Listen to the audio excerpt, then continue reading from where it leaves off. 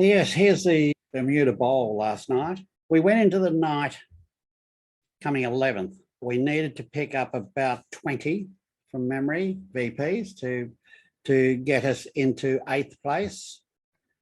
And as you can see from here, we actually slipped a little bit backwards last night. Here are the matches we played. We go down the bottom here, we can see that they played against India first up and had a win. That gave them a bit of hope, though only 12 VPs do you pick up for that, but 29-20.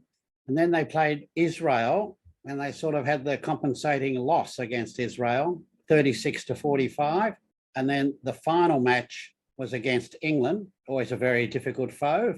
And as some of you know, we had the captain of the English team actually on here during the week, and he was very good. But unfortunately for that, they had a 4-point win over us. So as a result of that, if I go back to the previous screen, you can see that we actually slipped from 11th back to 12th. And we finished up 18 behind USA 1. Very interesting with USA 1, they slipped down all night. They lost a series of matches down to there.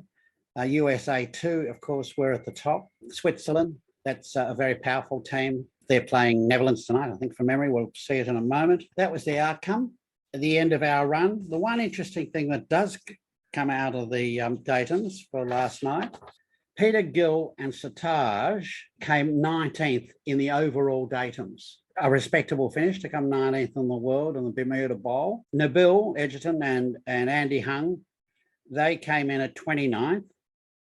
So both of those were positives on the datums. Peter and Sataj plus 0.47.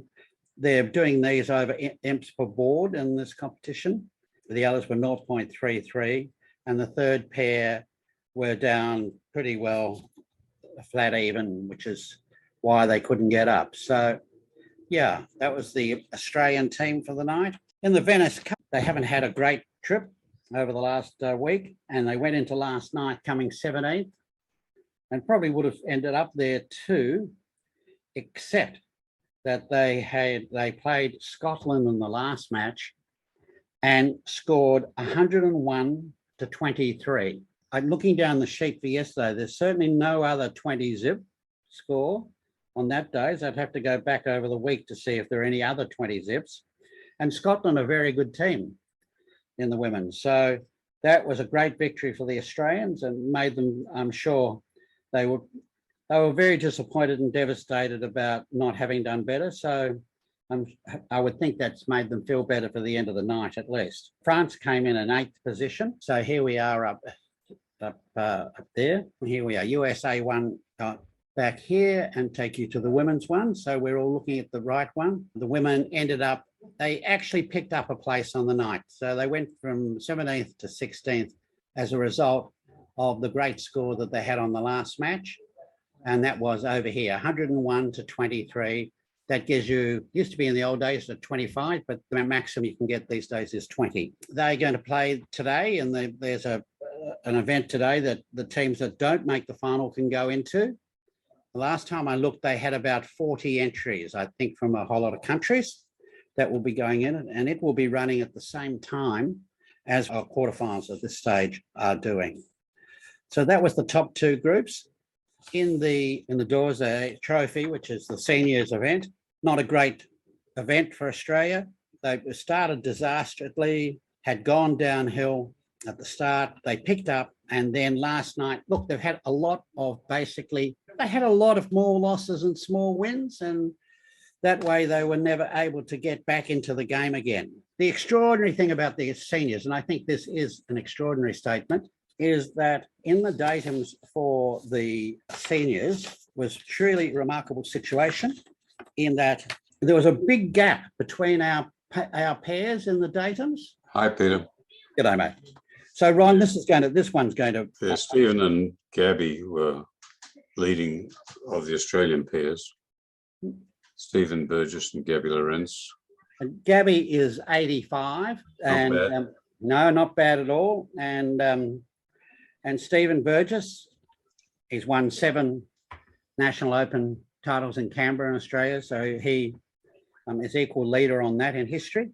And the others were a fair way back behind them, but certainly that was an extraordinary performance for them to get such a high datum in that team. And then the last one was the one we were all excited about going in last night. Didn't turn out to be as good as we hoped. No, that's the Wu and Cup, the mixed teams. So here we are. We'll be Kelly Rankin and Stephen Fisher were first on datums there.